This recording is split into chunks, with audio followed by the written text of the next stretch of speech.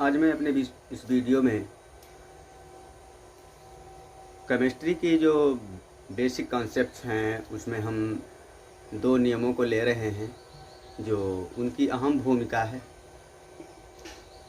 जो एक नियम है कांस्टेंट प्रोपोर्शन लॉ और दूसरा है जो मल्टीपल प्रोपोर्शन लॉ। हम यहाँ इन दोनों नियमों का डिस्कशन करेंगे। ये दोनों के दोनों नियम जो हैं वो 11th की केमिस्ट्री फर्स्ट पेपर में जो हैं वो एक बेसिक कॉन्सेप्ट के रूप में दिए हुए हैं और हम नियमों को हम जानने का प्रयास करते हैं। इसमें पहला नियम कांस्टेंट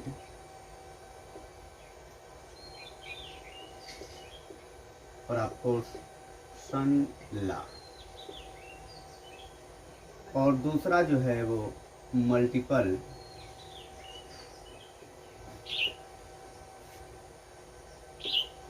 प्रोपोर्शन लॉ। तो इसमें कांस्टेंट प्रोपोर्शन लॉ जो है वो जोसेफ प्राउस्ट के द्वारा जो है ये नियम दिया गया और उन्होंने विभिन्न परीक्षणों के आधार पर, प्रयोगों के आधार पर इस नियम की प्रवृत्ति की। उन्होंने देखा कि जो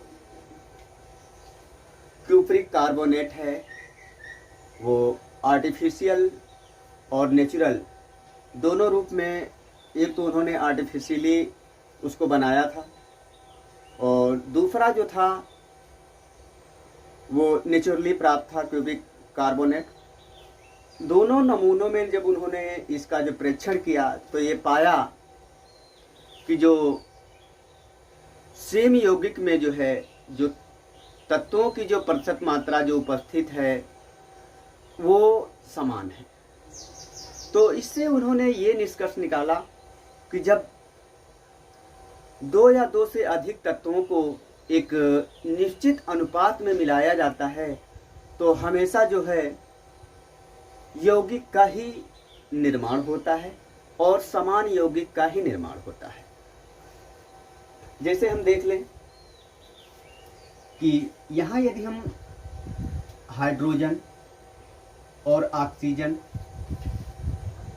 को मिलाते हैं तो यहाँ पर जो है पानी बनता है H2O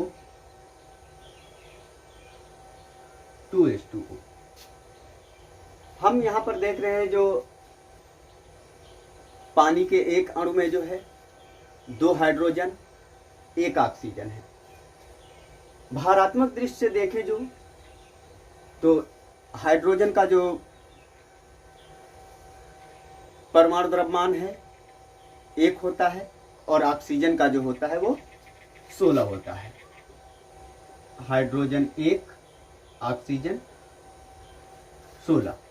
अब हम यहाँ पर इसका जो सिंपल रेशियो जो फाइंड करें तो देखते हैं कि 2 हाइड्रोजन हैं और 1 ऑक्सीजन, तो 2:16 या बराबर 1:8।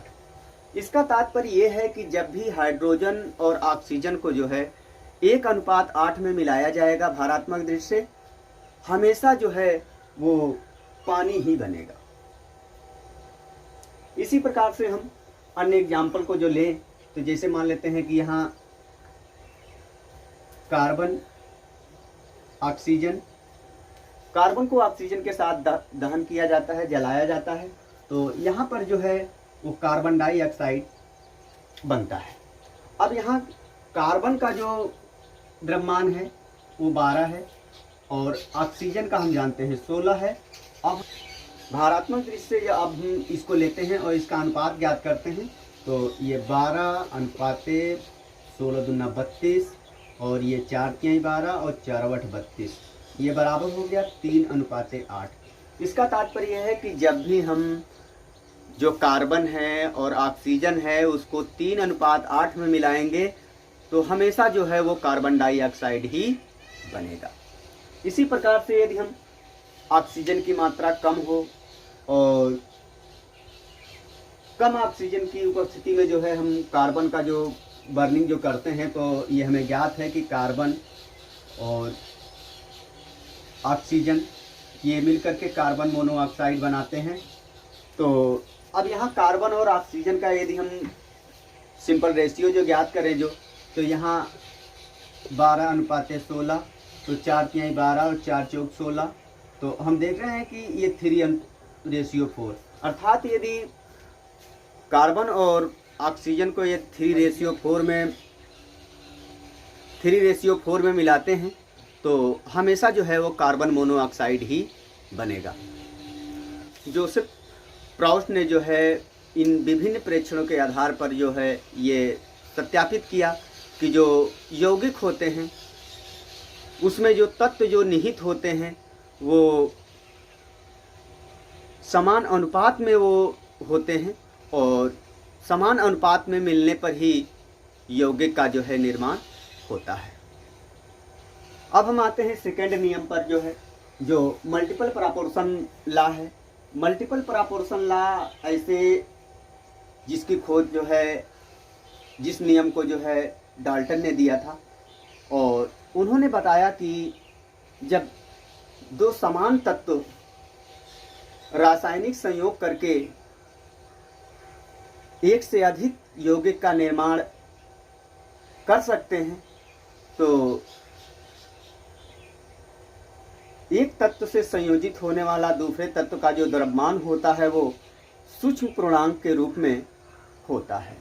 जैसे हम यहाँ पर यदि हाइड्रोजन और ऑक्सीजन को लेते हैं तो जो हाइड्रोजन है और ऑक्सीजन है तो हाइड्रोजन और ऑक्सीजन को हम यदि यहाँ पर हम मिलाएं जो तो ये पानी बनता है H2O 2H2O। इसी प्रकार से हम H2 + O2 हम यहाँ इसको मिलाते हैं तो ये H2O2 हाइड्रोजन परऑक्साइड भी बनता है। अच्छा, हम देखते हैं दोनों में कि हाइड्रोजन और ऑक्सीजन में जो है पानी में जो है यहाँ हाइड्रोजन का जो अनुपात है वो सेम है, मतलब 2 अनुपात है, 2 हाइड्रोजन है दोनों में और इसका भारात्मक दृष्टि से जो है इसका भार 2 ही है 2 हाइड्रोजनों का। लेकिन पानी में 1 ऑक्सीजन है और परऑक्साइड में 2 ऑक्सीजन है। तो यहाँ पर परऑक्साइड में जो है वो जो ऑक्सीजन है वो देख रहे हैं जो पानी और परऑक्साइड दोनों में 16 और 32, अर्थात यदि हम इसका जो रेशियो देखें तो 1:2।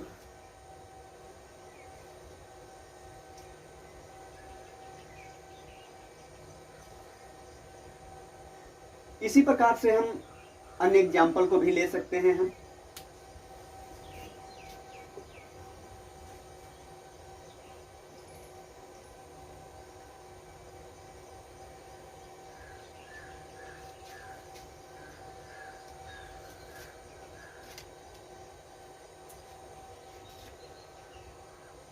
जैसे यहाँ पर नाइट्रोजन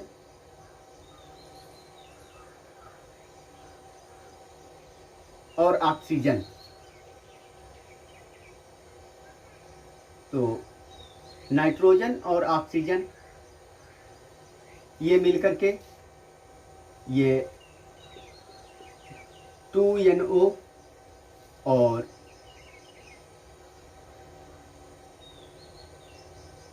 यहाँ पर ये नाइट्रोजन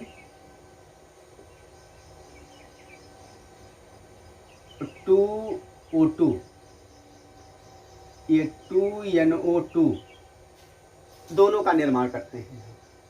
जबकि देख रहे हैं यहाँ पर 2 ही तत्व हैं इसमें, नाइट्रोजन और ऑक्सीजन दोनों को ही लिया गया है और एक से अधिक यौगिक का निर्माण हो रहा है।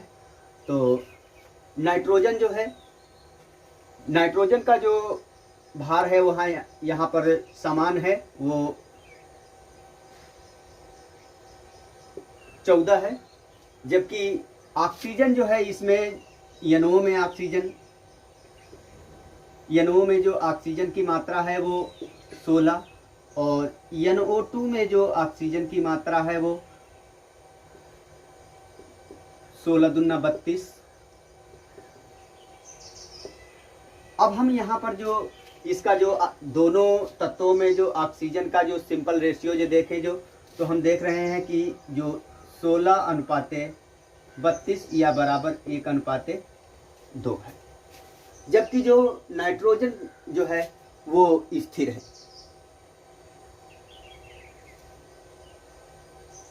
तो इसका तात्पर्य ये निकल रहा है कि यदि किसी भी रासायनिक अभिक्रिया में, जो रासायनिक अभिक्रिया दो तत्वों के मध्य होती है और जो एक से अधिक यौगिक का निर्माण कर सकते हैं, तो इससे यह निष्कर्ष निकलता है कि जब भी एक तत्व का भारात्मक दृष्टि से जो है उसका द्रव्यमान बढ़ेगा तो एक नए यौगिक का निर्माण होगा।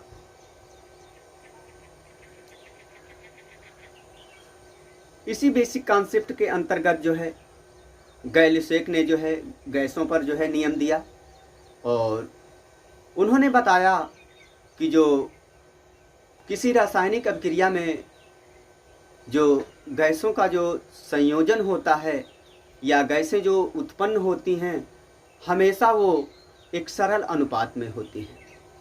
जैसे मान लेते हैं कि यदि 100 ml हाइड्रोजन और 50 ml ऑक्सीजन को मिलाया जाता है तो 100 ml पानी बनता है।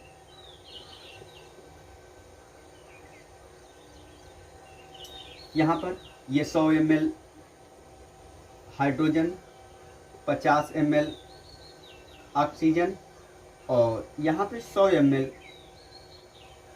पानी बना। अब हम यदि इनका अनुपात देखें, इनका जो हम तो क्या देख रहे हैं, इनका संयोजन जो कैसे हुआ है। 100 ml हाइड्रोजन है, 50 ml ऑक्सीजन है, तो 100:50 या 2:1। बशर्ते कि कंडीशन इसमें ये है कि जो दोनों गैसों का जो संयोजन हो रहा है, जो गैसें उत्पन्न हो रही हैं, वो समान ताप और दाब पर ली जानी चाहिए। ये जो गैलिसेक का जो नियम है वो पदार्थ के गैसीय अवस्था पे लागू होता है। जो पदार्थ का जो आयतन है उस पर ये एक स्थिर अनुपात का नियम के रूप में इसको जाना जा सकता है, समझा जा सकता है। तो यहाँ पर ये तीन नियम जो constant proportion law, multiple proportion law और गैलिसेक लॉ, यहाँ पर जो तीनों लॉ हैं जो बेसिक केमिस्ट्री, जो बेसिक कॉन्सेप्ट जो केमिस्ट्री का है उस पर एक अहम भूमिका निभाते हैं। अतः इन तीनों नियमों को यथार्थतः जानना जो है वो बहुत आवश्यक है।